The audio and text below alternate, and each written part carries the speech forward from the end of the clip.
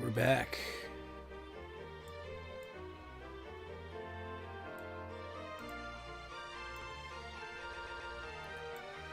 We'll get started in a few minutes. While I do a few fixes here in preparation.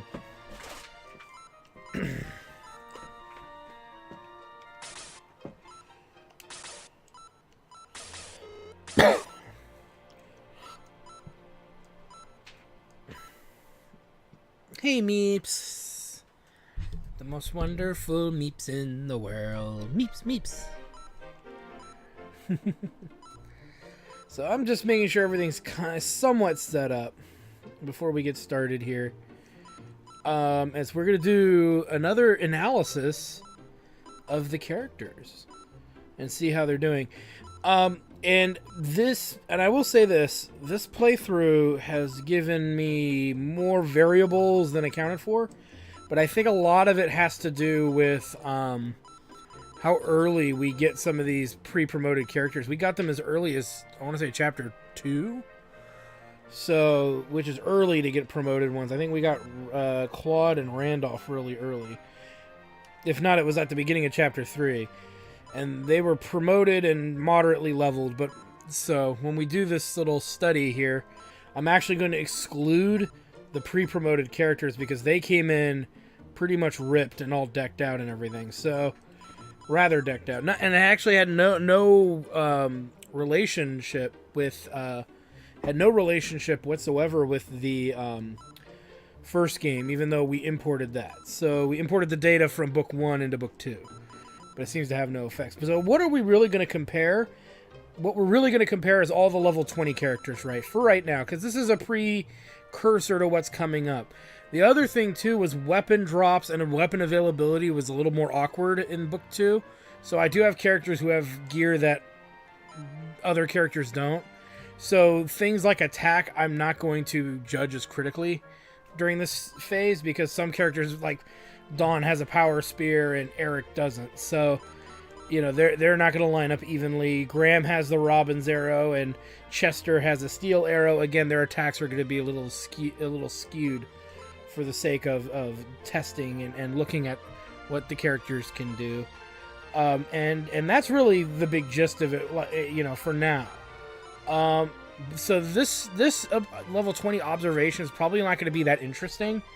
So I'm going to go through it as quickly as I can, just so we can kind of, you know, knock that out of the park and get that over with.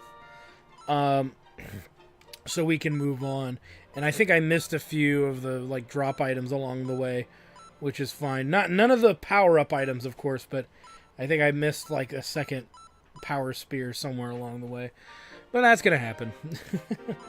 Which, you know, again, and none of the characters are promoted.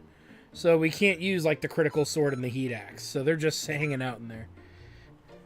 Zakuru! Welcome, Zakuru.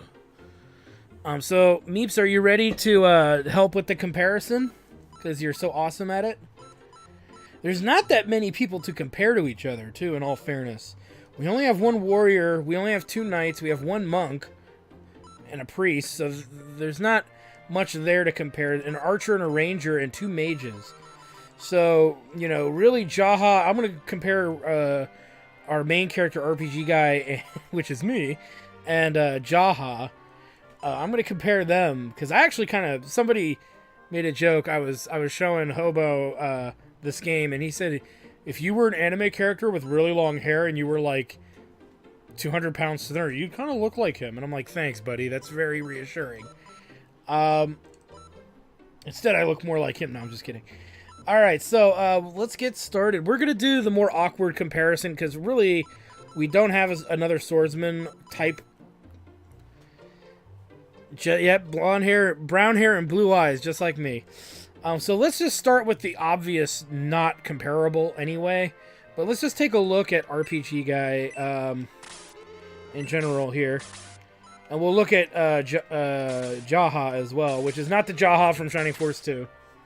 They're not related. But let's take a look at him. At level 20, he actually learned Bolt 2 at level 20. So that's pretty cool. His HP is 30, his MP is 18, so he can't really support Bolt 2 more than once in a fight. And then his stats on the right side there, his attack is 45, defense 29, agility 13, and his movement is 6. So that's not bad. Not bad at all. I'm pretty happy with how he's developing. And then we have Jaha here. The two characters we really can't compare really well to each other. 30 HP. Well, I don't know if Meeps, are you ready? I'm probably going way too fast. Let me go back to RPG guy here. So we got 45, 29, 13, and with a 6 movement. He's got enough to use Bolt at least once and still be able to cast Aggress.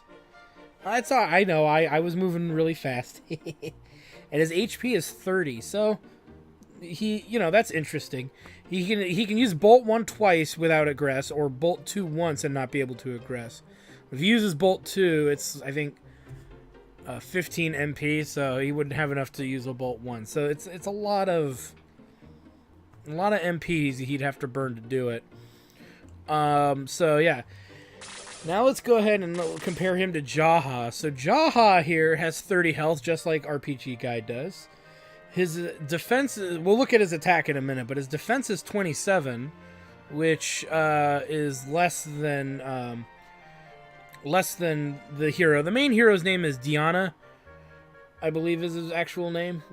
Anyway, so 27 defense, agility is 15, so he's actually a little faster. His movement is slower. His movement's only 5, but his attack is 53. So in all fairness, they're about the same because, RPG Guy has Bolt 1 and 2 and Aggress, but I don't count Aggress. Bolt 1 and 2. His defense is better. His movement is better. So they're about the same. But those are the only two characters we don't really have comparisons for at this stage of the game, as we're only at level 20 across the board. So let's now look at something more interesting. Let's look at our mages. We're going to look at Natasha. Now, Natasha is awkwardly weird, and not necessarily in a good way. So Natasha has 29 HP. Her MP is 41. It's a lot of MP. Her attack is 30, which is negligible. Defense is 22. Agility 22. And her movement is 5. But the big thing is her magic selection, which throws things in kind of a weird state, which makes her very hard to evaluate.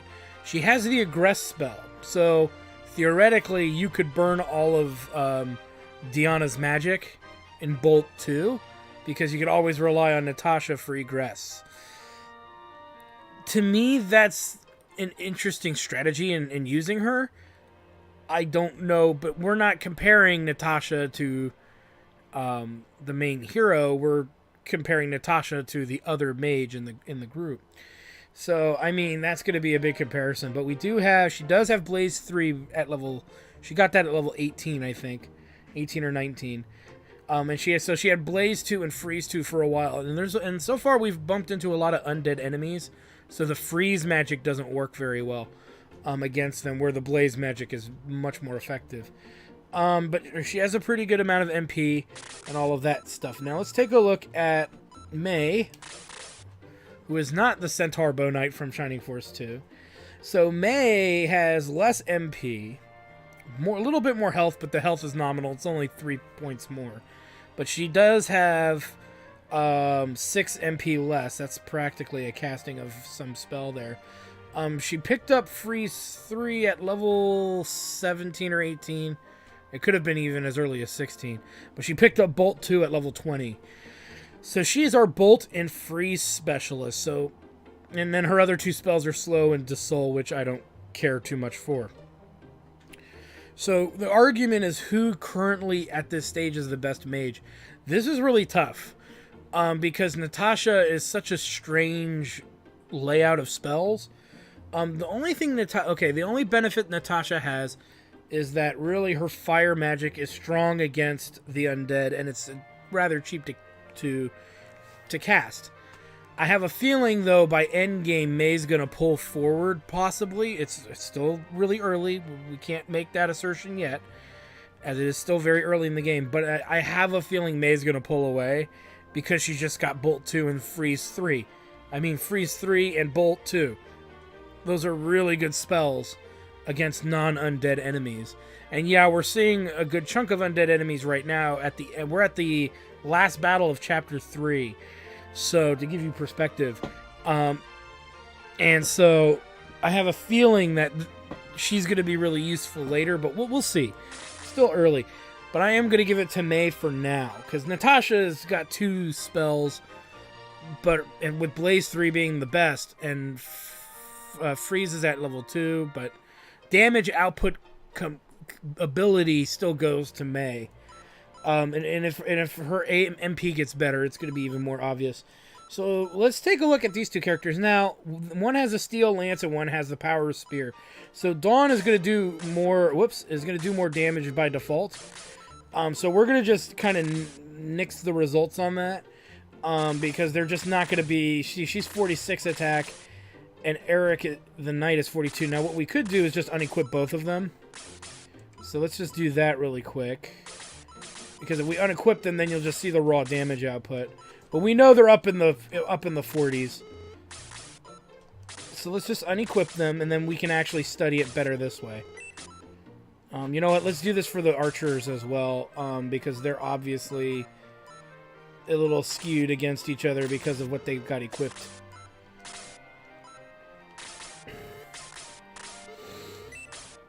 All right, so we're not gonna just know. We know that everybody's kind of attacking in the 40s or so. But we are gonna look at the raw stats here, and hopefully I remember to re-equip them. It could be kind of weird. So, yes, this is without them equipping a weapon. So Eric's HP is 35. The attack's 29 for right now. The defense is 23. Agility is 17, and movement is 7. And obviously, knights and paladins suffer from movement issues and force, which hasn't come up a lot in book 2, as much as it did in book 1 and Shining Force 1. So that's not too bad. Those are not bad stats by any means. Most people tend to either pick Eric or the other one, Dawn. Most people tend to go with Dawn, so let's see if there's any merit to that. So Dawn's HP is 34, so only 1 point of HP difference. And then her attack is 28. So it's actually 1 less than Eric right now. Defense is 28, so her defense is a lot better. It's 5 points better. That's a big win there. And agility is 18, which makes her just 1 point faster. That's nominal. Movement 7. So they're really kind of neck and neck in a way, which is interesting. They're very close. Technically, Dawn wins in one category where Eric kind of ties and everything else with her. So maybe that's the little edge that most people notice is her defense. But we'll see if that changes. So we've looked at them. Let's take a look at Graham and Chester here. One being an archer and one being a ranger, which is a centaur bowman. So we'll take a look at them. So let's take a look at... Whoops. Let's take a look at Graham here. So Graham has 32 HP. His attack is currently 32 because he doesn't have the Robin's arrow on. Defense is 18. Agility is 18. And movement 6. Defense is 18. That is pretty abysmal.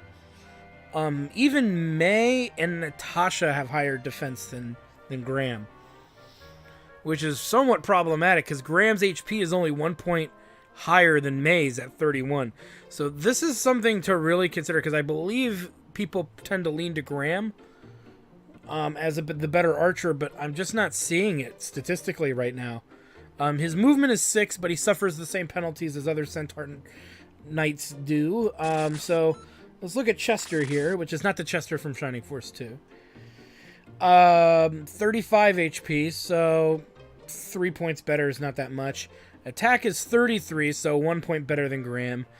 Defense is 28. Oh my goodness, that's 10 points of defense higher than Graham. Agility 17. 1 point slower. So right now, Chester is freaking kicking butt compared to Graham. I know his movement isn't as good as Graham's, but 10 points of defense, that's almost a double victory in one stat, in my opinion. 10 points is significant. It's incredibly significant. So that's something we're going to keep our eye on, because I believe I've heard Graham is what most people end up going with. And yeah, Chester kind of looks like a girl. And the Meeps kind of does. Alright, so I think that covers everybody except our healers, which we're going to look at right now, which is Luke and Slade. Now, they're not the same class. One's a monk and one's a priest. But we are going to take a look at them and just compare them anyway, because there is possibly already one healer that's a better option than one of these two. We just got to figure out which one. So Luke here is 31 HP, 20 MP. His attack is 42, which is actually pretty good. Just under the knights when they have their weapons equipped. His defense is 24, agility 16, and his movement is 5. He has heal, detox, sleep, and dispel. The best skills in that setup, obviously heal, detox. Dispel is somewhat useful for the ability to mute, so I give it a half point. Where I don't know if I gave that to characters earlier, but I don't think that was going to make or break a decision here. But yeah, so he's definitely a decent frontline dude. His HP is a little on the low side, though, so that might be a hair bit concerning, but nothing too terrible in general. So there's Luke in a nutshell. Let's take a look at Slade. Now, this is not the rat Slade from Shining Force 2. So anyway, he's got the flail. His HP is 24, which is also very low. MP is 40, so that's pretty good. It's double what Luke has. Attack 39, so actually he's only 3 points away from Luke, which isn't that far.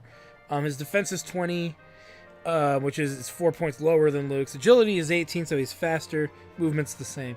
His spell selection isn't bad either. It's heal and boost, and we'll see how hell develops, which is also blast in other versions of this game. We'll see how hell develops as well, but right now they're kind of neck and neck for different reasons. Slade, and it's mostly class related stuff, where Slade doesn't perform as well as Luke because Luke is a master monk. Luke doesn't perform as well as Slade because Slade's more of a caster. So it's, the MP is a big thing. The Slade can do a lot more healing. Detox is somewhat useful because the undead enemies like to poison you a lot in this game. But what does that mean in comparison to the fact he's got boost and hell? So that's gonna maybe change my perception here. Slade has more potential than Luke, but I'm not gonna give it to either of them because they're very different in this game going forward right now. So that's really all of the level 20s in a nutshell. But if we look down at like Claude here, he's at level 10 promoted. His attack is 62. That's huge. The strongest attack we had was from Jaha at 53. So right now, Claude just destroys things. He just flies around and makes enemies explode. Now, saying that, he's also pre-promoted level 10. We're not going to analyze these characters because they're all going to get maxed out at 20. Same with Road. Road's at 49, so he's a lot closer to Jaha performance-wise. But again, this is still really early. And same with Randolph. He was from Book 1, making a second appearance. And then Sarah, who already has Aura after about 3 levels of leveling, picked up Aura. So I have a feeling they're just going to keep pulling away. Yeah, we're not going to compare these characters yet because they're already pulled away from everyone else right now, statistically. But we're going to go ahead and we're going to re-equip our characters here with what they have right now. And then we're going to re-equip them for the time being. We're going to promote all the... Yeah, and the reason I don't want to compare the promoted ones is because they're technically a handful of levels ahead of everyone else. just openly based on the fact that they're promoted. That's really the only reason they're that far ahead, performance-wise. So, this is what we're going to do, is we're going to go ahead and promote everybody. We've got our list of stats, so we can see if they take a hit. I don't think they took a hit in Shining Force CD Book 1. And for those of you at home, these are the the Game Gear games. So we'll go down and work our way up, I think. So let's go with Promote May.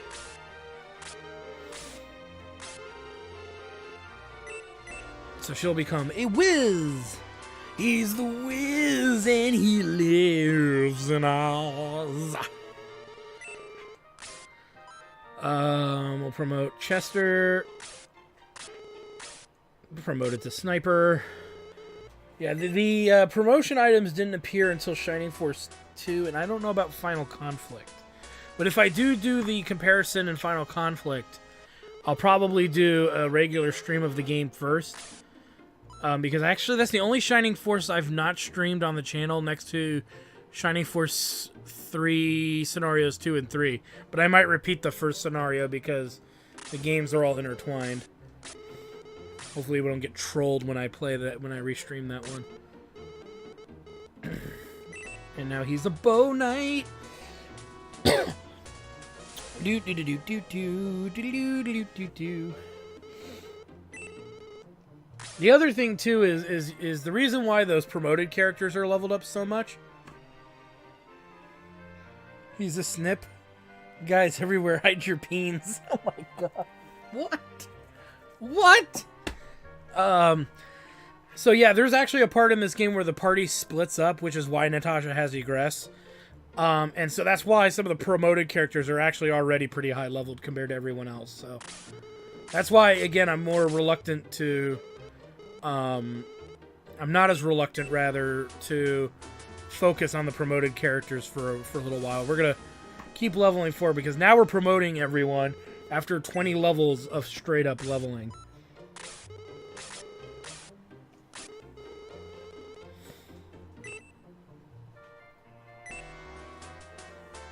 He's a mastermind.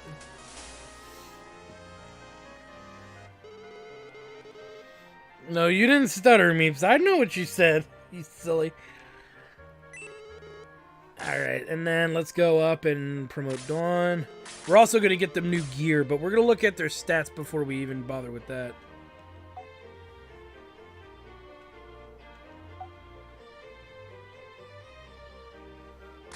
Alright, Paladin time.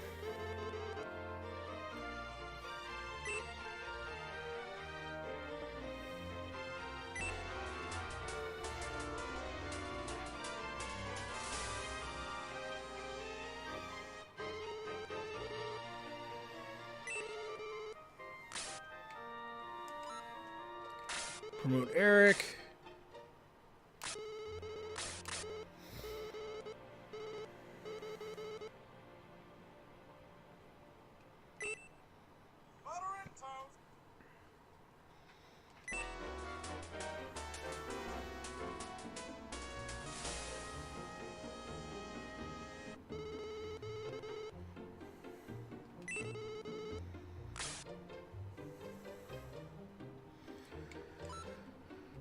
Jaha.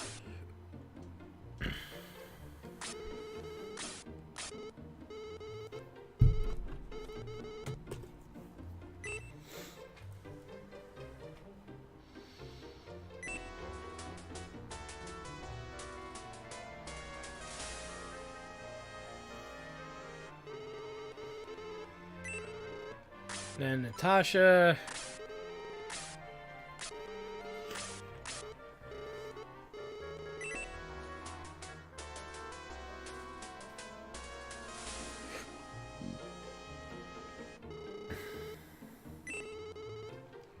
And then the RPG guy. We're a hero! It must suck to stand behind a centaur. Yeah, especially if they have gas. Alright, so now let's take a look at their stats really quick, just to see if there's any change. Let me look here. and see what stats we have written down. I don't think they changed at all like last time. Yeah, it doesn't look like they changed. There's no stat loss like there is in Shining Force 1. So that's interesting. That's interesting to know. So yeah, no stat change at all. Well, I hope you guys enjoyed that video. Please take a moment to check out more episodes from the RPG Guy, Tuesday Night Team Up, and more. And please subscribe. Always support the channels you enjoy watching, and while you're at it, follow us on Twitter, Facebook, and Google+. Keep on gaming hard. See you next time.